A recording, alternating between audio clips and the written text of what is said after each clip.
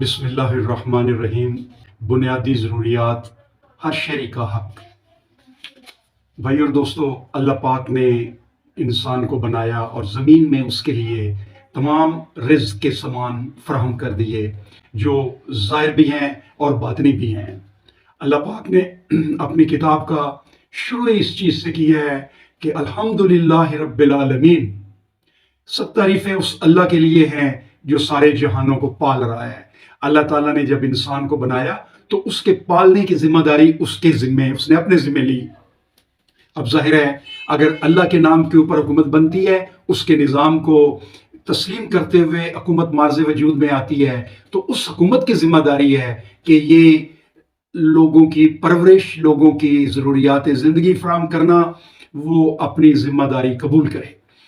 پاکستان اسلامی جمہوریہ پاکستان ہے، اسلام کے نام پہ بنا ہے۔ تمام لوگوں کی بنیادی ضروریات پوری کرنا حکومت کی ذمہ داری ہے۔ بنیادی ضروریات، سب سے پہلے جو بنیادی ضرورت ہے وہ انسان کے رہنے کی جگہ ہے، مکان ہے۔ حکومت کے پاس زمین ہے، لوگوں کو مکان دینا حکومت کا فرض ہے۔ روزگار مہیا کرنا یہ حکومت کی ذمہ داری ہے، ہر آدمی کو اچھی زندگی گزارنے کے لیے وہ روزگار فراہم کرے۔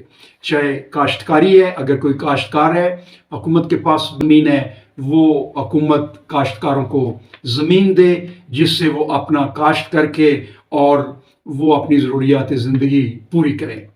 زمین اس کی، جو اس کو کاشت کرتا ہے، اسی کی ملکیت ہے اور وہی اس کا ذمہ دار ہے اپنے رزق کمانے کا بھی اور اس کو ڈیولپ کرنے کا بھی۔ وہ کاشت کرے، مشینوں کے ذریعے کرے یا مینولی کرے، وہ اس کے اوپر ڈیپینڈ کرتا ہے۔ دوسرا روزگار کا ہے، فیکٹریاں ہیں۔ فیکٹریاں یہ روزگار اور فراہم کرنے کا بہترین ذریعہ ہے، اور اس سے آپ پروڈکٹس بنا کے باہر ایکسپورٹ کرتے ہیں، فارن ایکسچینج ارن کرتے ہیں، اور اس طریقے سے ملک ترقی کرتا ہے۔ تمام فیکٹریاں جو ہیں، حکومت ایسی فیکٹریوں کا نظام بنائے جو اس میں کام کرنے والے سارے افراد اس کے مالک ہوں، وہ کسی فرد واحد کے پاس نہ رہے۔ اللہ پاک قرآن پاک میں فرماتا ہے کہ ذرائع رزق جو ہے وہ لوگوں کے لیے کھلے رہنے چاہیے، وہ لوگوں کے پاس ہونے چاہیے۔ فیکٹریاں ذرائع رزق ہے، زمین ذرائع رزق ہے، یہ لوگوں کی ملکیت ہونی چاہیے۔ اس کے لیے جب لوگ کام کریں گے فیکٹریوں میں، ان کی اپنی چیز ہوگی، وہ محنت سے جاں فشانی سے کام کریں گے اور اس سے خوب منافع کما کے وہ ملک کی ترقی کا باعث بنیں گے۔ جو لوگ دفتروں میں کام کرتے ہیں، حکومت ان کو ریکروٹ کرے، مختلف محکموں میں، مختلف وزارتوں میں ان کی ذمہ داری لگائے، ان کو روزگار فراہم کرے، اور یہ روزگار فراہم کرنا حکومت کی ذمہ داری ہے۔ چوتھی کیٹیگری ہے کاروبار کی۔ اگر کوئی آدمی اپنا کاروبار کرتا ہے، حکومت اس کو سہولتیں فراہم کرے کہ وہ لوگ اپنا کاروبار سٹارٹ کرے، اور اس طریقے سے یہ روزگار کی فراہمی حکومت کی ذمہ داری ہے۔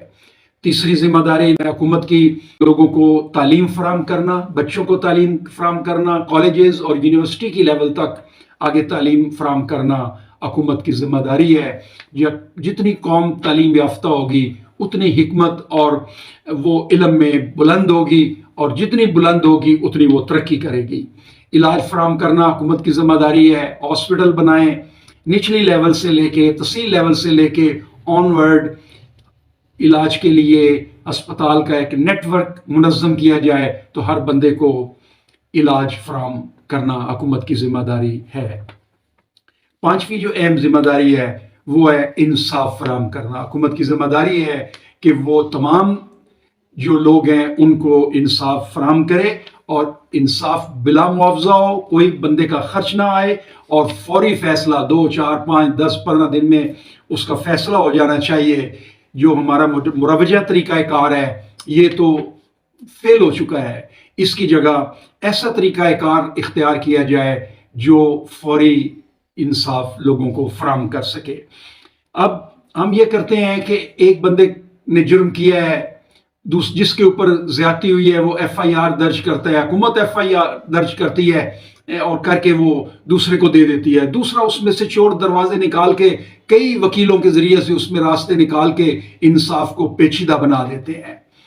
حکومت کو یہ طریقہ کار اختیار کرنا چاہیے کہ جو آدمی جرم کرتا ہے اس کو بھی بلا لے، جس کے اوپر زیادتی ہوئی ہے اس کو بھی بلا لے، اس کی پوری انفارمیشن اس سے لے لے، وہ سیکرٹ رکھے، اور جس نے جو جرم کیا ہے اس کا بیان لے کے اس کو سیکرٹ رکھے، اور خود اپنی تحقیق کر کے فیصلہ کرے کہ کون صحیح ہے اور کون جھوٹا ہے۔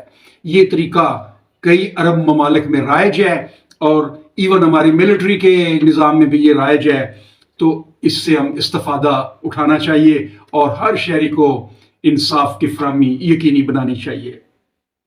ہر شہری کے لیے سائنس اور ٹیکنالوجی اور اللہ کی آیات کے اوپر تحقیق اور غور و فکر کے لیے پلیٹ فارم فراہم ہونا چاہیے کہ جو اللہ پاک نے قرآن پاک میں فرمایا ہے ہم اس کے اوپر تحقیق کریں، ریسرچ کریں، آیات کے اوپر غور کریں اور اس سے رہنمائی حاصل کریں۔ اب سوال پیدا ہوتا ہے کہ وسائل کہاں سے آئیں گے؟ وسائل زمین کے ہیں، وسائل آسمان کے ہیں۔ جب اللہ کے نام کے اوپر حکومت بنتی ہے تو اللہ زمین و آسمان سے اپنی رحمتوں کے دروازے کھول دیتا ہے۔ جب وہ لوگ نیک پاکیزہ کردار کے ساتھ انسانیت کی خدمت حکومت کر رہی ہوتی ہے تو اللہ تعالیٰ آسمان سے بارشوں کے ذریعے اس کو فصلوں میں خود کفیل کر دیتا ہے۔ تو زمین سے اللہ پاک اس کے لیے معدنیات، تیل، گیس نکالتا ہے، جس سے وہ قوم جو اللہ کے آیات کے اوپر چل رہی ہے، جو اللہ کے قرآن کے اوپر چل رہی ہے، جو اس کی عبادت کر رہی ہے، جو اس کے ہر احکام کو مان رہی ہے، اللہ زمین و آسمان سے اس کے لیے اپنی رحمت اور اپنے وسائل کے دروازے کھول دیتا ہے۔ وما علینا الا البلاغ۔